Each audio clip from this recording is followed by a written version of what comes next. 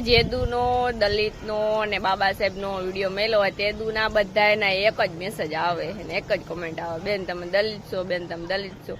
તો આજ હું કહી દઉં છું કે હા ભાઈ હું દલિત જ છું અને તમને કદાચ ખબર નહીં હોય, કારણ કે મેં કંઈ એકેય વિડીયો બનાવ્યો નથી કે હું કોઈ જ્ઞાતિની છું.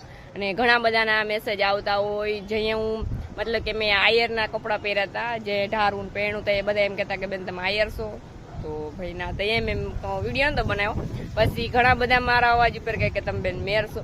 તો ભાઈ હું કાંઈ નથી, હું એક છું દલિત. અને તમને ખબર ના હોય તો કહી દઉં, અને કદાચ ને એને બીજા આજુબાજુવાળાને ખબર ના હોય તો એને એ વિડીયો તમે શેર કરી દીજો. અને હજી સુધીમાં મેં કંઈ વિડીયો નથી બનાવ્યો. અને હું જો કે દલિત છું પણ હું બધા ભગવાનને માનું છું. એવું નથી કે હું અમારા ભગવાનને જ માનું, હું બધા ભગવાનને માનું છું. હું દરગાહ હોય, મુસલમાનની દરગાહ હોય, હું ન્યાય જાઉં છું. મેં વિડીયો બનાવ્યા નથી પણ હું વિડીયો બનાવી ખરી, તમને કદાચ વિશ્વાસ ના હોય તો. કારણ કે ઘણા બધા કહેતા હોય કે બેન વાતો તો બહુ મોટી મોટી કરે છે પણ વિડીયો ક્યાંય આવતા નથી.